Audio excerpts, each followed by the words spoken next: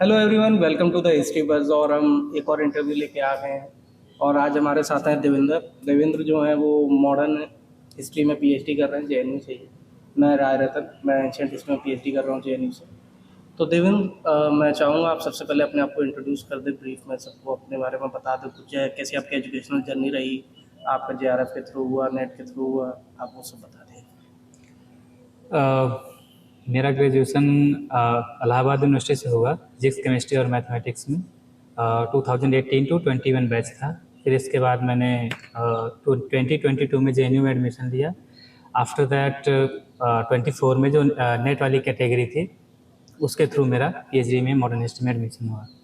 तो आपने बताया कि आपका बैचलर्स फिजिक्स केमिस्ट्री मैथ्स में था, फिर आपने हिस्ट्री में स्विच किया। तो कितना डिफिकल्ट होता है ऐसे स्ट्रीम चेंज करना? हमने पहले भी पूछा हुआ है हमारे कैंडिडेट से, जो आलोक से हमने पूछा था कि किस तरह से स्ट्रीम चेंज करना है उनके लिए, उन्होंने बताया उनके लिए क्या डिफिकल्ट था। आपके लिए किस तरह से डिफिकल्टीज आई स्विच करने में? हाँ, 18 टू 21 जब इलाहाबाद में था तो उस दौरान मेरे जो सीनियर्स वगैरह थे वो आर्ट्स बैकग्राउंड के ही थे। बेसिकली हिस्ट्री उनका सब्जेक्ट था। सब्जेक्ट तो नहीं था लेकिन बुक्स वगैरह थी उनके पास। तो मैंने बुक्स वगैरह पढ़ने में मुझे इंटरेस्टिंग लगती थी हिस्ट्री पहले से ही। तो कुछ खास उतना दिक्कत महसूस नहीं हुई आफ्टर द ग्रेजुएशन। और उसके बाद मैंने हिस्ट्री ऑप्शनल, जो मैंने यूपीएससी का सोचा था तो उसके लिए मैंने हिस्ट्री ऑप्शनल ही सिलेक्ट करना सही समझा, क्योंकि एक दोनों सब्जेक्ट्स का, जैसे मैथमेटिक्स और हिस्ट्री का एनालिसिस करने के बाद मुझे ये समझ में आया था कि मैथमेटिक्स सब्जेक्ट थोड़ा सा ये है कि मेहनत ज़्यादा मांगता है, और इवन मेहनत ज़्यादा मांगने के बावजूद एक सर्टेनिटी नहीं रहती थी कि ऑप्शनल में आप कितना स्कोर कर सकते हैं। कभी हो सकता है आप 300 कर जाएं, कभी हो सकता है कि आप 200 के नीचे भी मतलब वो हो जाए।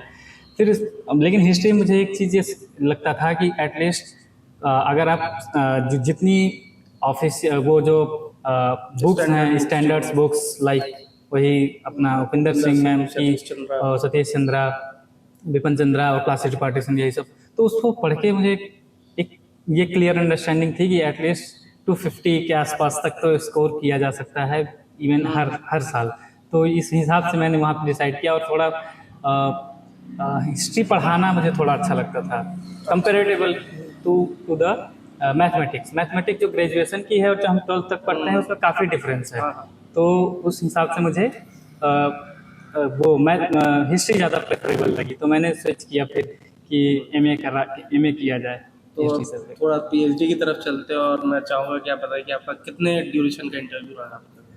Interview I think 12 to 13 minutes का था। 12 से 13। हाँ।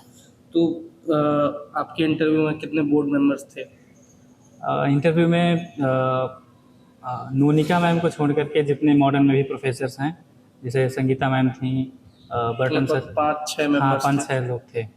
तो आप जरा एक ब्रीफ टाइमलाइन देना चाहें इंटरव्यू का कि आप कैसे आपने एंटर किया, फिर उसके बाद किसने क्या क्वेश्चन पूछा, सबसे पहला क्वेश्चन किसने पूछा या? हाँ, तो सबसे पहले तो मेरे से क्वेश्चन ये किया गया कि मतलब एमए में ग्रेड्स कितने थे, स्कोर, वो ज्योति मैम ने ही क्वेश्चन किया।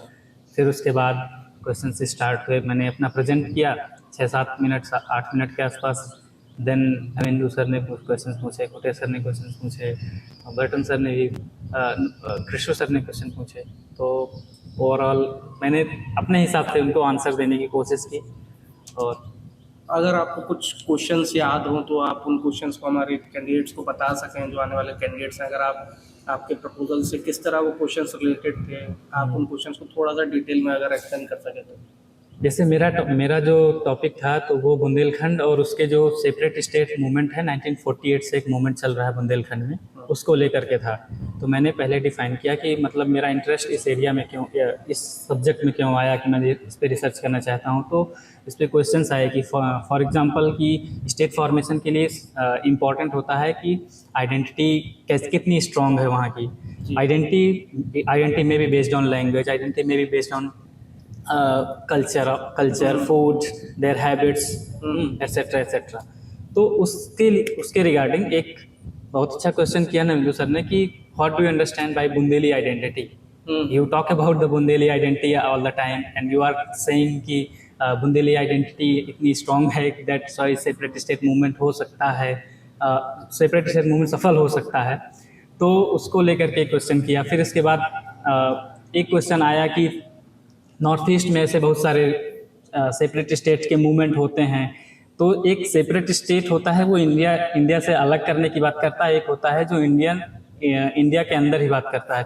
तो उसमें उसके रिगार्डिंग क्लियरेंस मांगने की कोशिश की गई कि वो कैसा मूवमेंट है।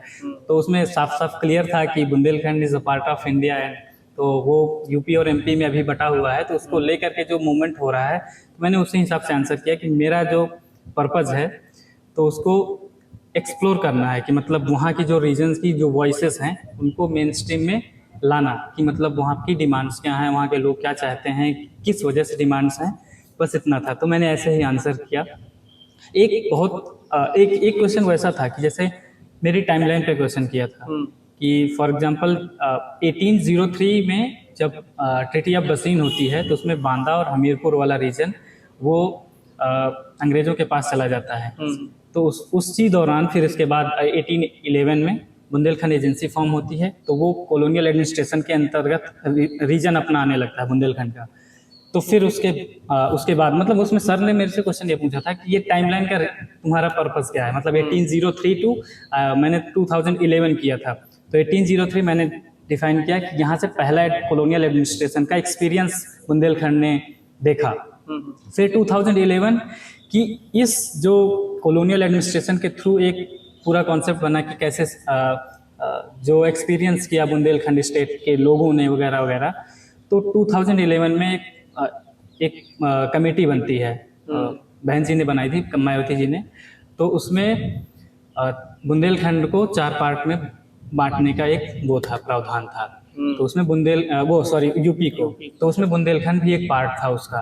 तो मैंने ये दिखाने की कोशिश की कि ये जो स्टोरी मैं बनाने की कोशिश कर रहा हूँ 1803 से 2011 में ख़त्म हो सकती थी प्रोबेबली, बट हाँ, और कंटेम्प्रेरी पार्ट में मैंने लेके आया कि मतलब यहाँ तक ये मतलब मैं इतना रिसर्च करना चाहता हूँ। तो वो मेरे टाइमलाइन पे क्वेश्चन किए, एक मेरा थियोरेटिकल क्वेश्चन किए कि मतलब ये इसका पर्पस क्या हो सकता है इस मूवमेंट का। फिर ये कि उसको कनेक्ट करते हुए दूसरे रीजन से, फॉर एग्जांपल नॉर्थ ईस्ट के रीजन्स। तो ये सारे क्वेश्चंस थे।